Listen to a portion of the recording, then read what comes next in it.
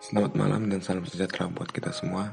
Perkenalkan, nama saya Mikael Ruth Gabriel Stanggang dengan NIM D1B018212 dari Prodi Agribisnis Fakultas Pertanian Universitas Jambi. Di sini kita akan membahas materi tentang manajemen produksi agribisnis. Sebelum kita masuk ke materi kita mengingat kembali tentang sistem agribisnis. Di dalam sistem agribisnis terdapat yang namanya subsistem agribisnis penunjang. Subsistem agribisnis penunjang ini terdiri dari 4, yaitu yang pertama, subsistem agribisnis input, yang kedua, subsistem agribisnis produksi, yang ketiga, subsistem agribisnis pengolahan, dan yang keempat, subsistem agribisnis pemasaran. Produksi agribisnis. Produksi agribisnis adalah seperangkat prosedur dan kegiatan yang terjadi dalam penciptaan produk agribisnis berupa produk usaha pertanian, produk usaha perikanan, produk usaha peternakan, dan produk usaha kehutanan. Produk-produk ini merupakan hasil olahan dari usaha-usaha tersebut. Prosedur kegiatan produksi agribisnis terdiri dari 5 tahapan. Yang pertama yaitu perencanaan produksi, yang kedua pengorganisasian produksi, yang ketiga pelaksanaan yang terdiri dari pengarahan dan koordinasi kegiatan, yang keempat pengawasan kegiatan produksi, dan yang kelima evaluasi dan pengendalian. Kemudian selanjutnya yaitu adalah manajemen produksi. Produksi agribisnis dapat diartikan sebagai seperangkat keputusan untuk mendukung proses produksi agribisnis, mulai dari keputusan perencanaan, pengorganisasian, pelaksanaan, pengawasan, pengendalian, hingga evaluasi proses produksi. Manajemen produksi memiliki dampak menyeluruh dan terkait dengan berbagai fungsi, seperti fungsi personalia, fungsi keuangan, fungsi penelitian dan pengembangan, fungsi pengadaan, fungsi penyimpanan, dan lain-lain. Dalam manajemen produksi agribisnis ada yang namanya perencanaan produksi pertanian. Perencanaan produksi pertanian ini berarti upaya penyusunan program baik yang sifatnya umum maupun spesifik, baik yang jangka pendek maupun yang jangka panjang. Kemudian ada yang namanya pra-perencanaan. Pra-perencanaan ini terdiri dari 3 bagian, yaitu pemilihan komoditas, pemilihan lokasi produksi dan pertimbangan fasilitas, dan yang terakhir skala usaha. Yang pertama adalah pemilihan komoditas. Di dalam bagian ini terdapat 3 poin penting. Yang pertama, komoditas bernilai ekonomis tinggi. Yang kedua, wilayah pemasaran yang dituju. Yang ketiga, penentuan jenis atau varietas yang sesuai dengan kondisi topografi dan iklim.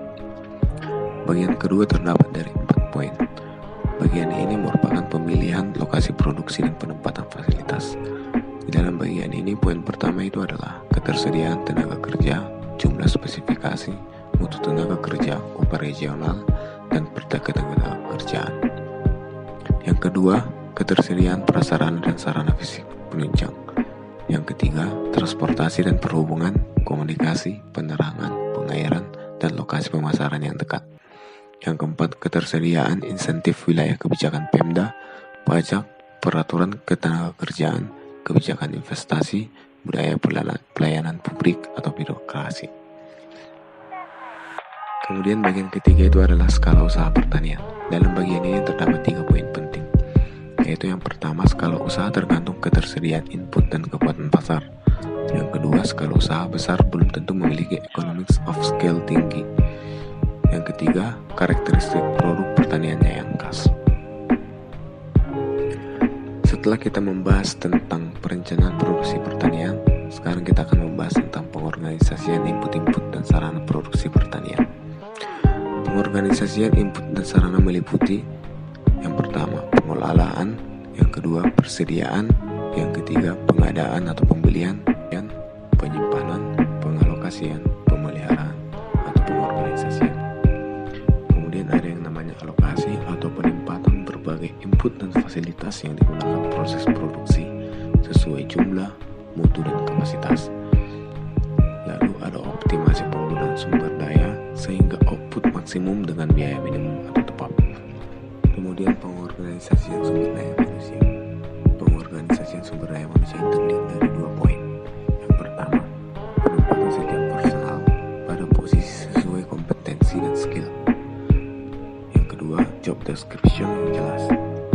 Kemudian ada pengorganisasian fasilitas produksi yang terdiri dari penyusunan tata letak mesin, penempatan fasilitas pada posisi yang efektif dan efisien, dan alokasi alokasi fasilitas produksi sesuai dengan kebutuhan. Kemudian terakhir adalah kegiatan produksi. Kegiatan produksi ini terdiri dari 5 bagian. Bagian pertama terdiri dari 3 poin, yaitu transformasi input-output, pelaksanaan rencana produksi, dan pengelolaan proses produksi berdasarkan input untuk menghasilkan produk. Bagian kedua yaitu efektivitas proses produksi. Efektivitas proses produksi dapat dilihat dari alokasi sumber daya yang benar, kesesuaian perencanaan dan pelaksanaan, minimalnya pemborosan baik sumber daya, waktu, tenaga, dan kerusakan produk. Bagian ketiga yaitu pengawasan produksi. Pengawasan produksi memiliki 3 poin penting. Yang pertama adalah pengawasan anggaran, yang kedua pengawasan proses produksi, dan yang ketiga pengawasan jadwal kerja. Kemudian ada bagian keempat yang tak kalah penting dari pengawasan, yaitu evaluasi produksi. Dalam evaluasi produksi ini terdapat 2 poin, yaitu mulai dari perencanaan sampai akhir, dan jika terjadi penyimpangan dari rencana dapat segera dikendalikan. Dan yang terakhir adalah pengendalian produksi. Pengendalian produksi ini menjamin agar proses produksi berjalan yang di atas rel yang ditentukan, misalnya kelebihan tenaga manusia, kelebihan penggunaan air, kelebihan biaya pada tahap produksi dapat disesuaikan dan dapat dikontrol dengan baik. Mungkin demikianlah penyampaian materi dari saya. Jika masih ada penyampaian dari materi saya yang kurang, kita boleh lanjutkan diskusi di kolom komentar. Dan jika ada tutur kata saya yang salah, saya memohon maaf.